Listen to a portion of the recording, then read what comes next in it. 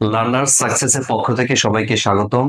সাধারণ জ্ঞানের আজকে যে টপিকটি নিয়ে আলোচনা হবে, বাংলাদেশের ভূপ্রকৃতি, টারশিয়ারি যুগের পাহাড় এবং বাংলাদেশের নদ নদী, দ্বীপ, চর, ঝর্ণা ইত্যাদি সম্পর্কে একটু বলে রাখি। এই টপিকগুলো এগুলো বিসিএস, অ্যাডমিশন টেস্ট এবং মেডিকেল ভর্তি পরীক্ষা থেকে শুরু করে বাংলাদেশে যতগুলো পাবলিক ও প্রাইভেট বিশ্ববিদ্যালয়ে ভর্তি পরীক্ষা হবে অথবা চাকরির পরীক্ষা হবে, প্রত্যেকটা পরীক্ষার জন্য ক্যাচি এবং এখান থেকে প্রশ্ন আসবে। জিনিস সবই এক, ঘুরে ফিরে এই টপিকগুলোই। বাংলাদেশের কোন জেলাতে সংসদের আসন সবচেয়ে কম? যদি পরীক্ষাতে প্রশ্ন আসে বাংলাদেশের কোন জেলাতে সবচেয়ে বেশি বনভূমি রয়েছে, কে পারবে অ্যান্সার দেও তো? সবচেয়ে বেশি বনভূমির অঞ্চল কোনটা?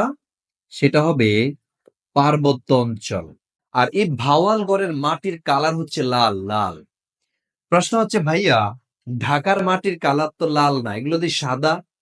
আমার প্রশ্ন তোমার প্রতি যে ঢাকার মাটি পাইলা কোথায় তুমি? ঢাকাতে তার মাটি নেই।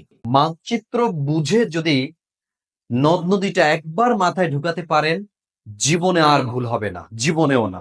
আমাদের এই যে নদ নদী বিষয়ক যে বিষয়গুলো আমি আপনাদেরকে পড়িয়েছি, কারো যদি কোনো বিষয়ে প্রশ্ন থাকে অবশ্যই এখানে প্রশ্ন করবেন। আর আমাদের ধারাবাহিক ক্লাস চলবে ইনশাল্লাহ। আমি ধারাবাহিকভাবে আমাদের এই ক্লাসগুলো নিব। আমাদের এখান থেকে হেড অফিস থেকে সর্বোচ্চ চেষ্টা করা হবে ইনফরমেটিভ ক্লাস দেওয়ার। ইংলিশ, বাংলা, সাধারণ জ্ঞান, আইসিটি, বিজ্ঞান, ম্যাথমেটিক্স, যা যা এলিমেন্টস দরকার সেরা পাবেন ইনশাল্লাহ, সেরাটাই এখানে পাবেন।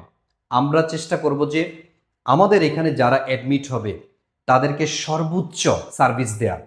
আপনাদের কাছ থেকে আমাদের যেটা চাওয়া সেটা হচ্ছে, আপনারা যদি মনে করেন এই ক্লাসগুলো সর্বোচ্চ সহায়ক হয়েছে আপনার জীবনে, তাহলে আরেকটা ফ্রেন্ডকে সহায়তা করবেন আমাদের এখানে অ্যাডমিট হতে।